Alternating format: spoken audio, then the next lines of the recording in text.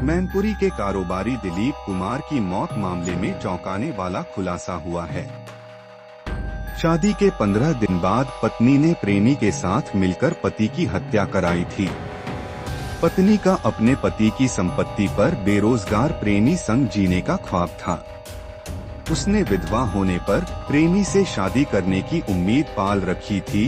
UP के औरैया से मेरठ के सौरभ हत्याकांड जैसा सनसनीखेज मामला सामने आया है। शादी के 15 दिन बाद ही पत्नी ने प्रेमी के साथ मिलकर पति की हत्या करा दी। शातिर दिमाग के चलते मैनपुरी के भोगांव निवासी कारोबारी दिलीप कुमार 24 की पत्नी प्रगति और उसके प्रेमी अनुराग ने इंसानियत को शर्मसार करने वाली घटना को अंजाम दे डाला। प्रगति का प्रेमी बेरोजगार था, लेकिन वह प्रेमी के साथ ही रहना चाहती थी। घर वाले राजी नहीं थे। ऐसे में प्रेमी के साथ जीवन बिताने में परेशानी न हो, इसके लिए प्रगति ने रसूखदार लड़के हाइड्रा चालक दिलीप से शादी की। उसका इरादा था कि पति की हत्या कर उसकी संपत्ति लेकर प्रेमी के साथ खुशी से जिंदगी बिताएगी। पुलिस ने पत्नी और प्रेमी की घिनौनी हरकत से पर्दा उठाया। वह सोच रही थी कि शादी के कुछ ही दिन बाद जब वह विधवा हो जाएगी तो दूसरी शादी अपने प्रेमी से कर लेगी। विधवा होने के नाते परिजन भी इसमें सहयोग करेंगे, लेकिन सुपारी की रकम के लेन देन को लेकर पुलिस ने उन्हें पकड़ लिया। दोनों के एक होने से पहले ही पुलिस ने उनकी घिनौनी हरकत से पर्दा उठा दिया। कई बार हाथ की कलाई तक काट चुकी थी। प्रगति फफूंद के हजियापुर निवासी प्रगति के संबंध करीब 4 साल पहले गांव के अनुराग यादव से हो गए थे। बताया जा रहा है कि प्रगति अनुराग को पागलपन की हद तक प्यार करती थी। अनुराग के लिए वह कई बार अपने हाथ की कलाई तक काट चुकी है। दोनों के संबंधों के बारे में जब प्रगति के घर वालों को पता चला तो परिजनों ने उसकी शादी अपनी बड़ी बेटी के देवर दिलीप से तय कर दी।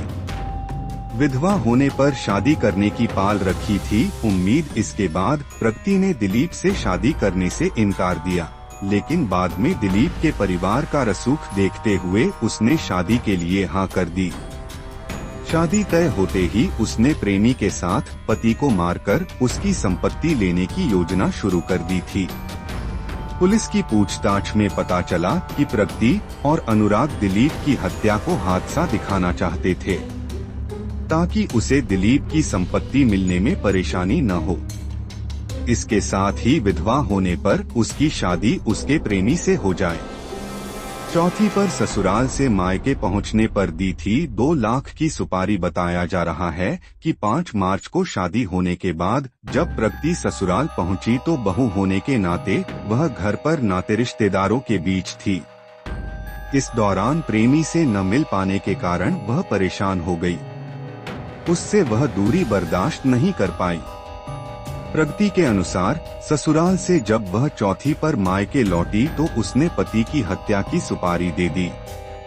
बचने के लिए पति की मौत पर इतने आंसू बहाए कि सभी लोग उसकी हालत देखकर बेहाल हो गए।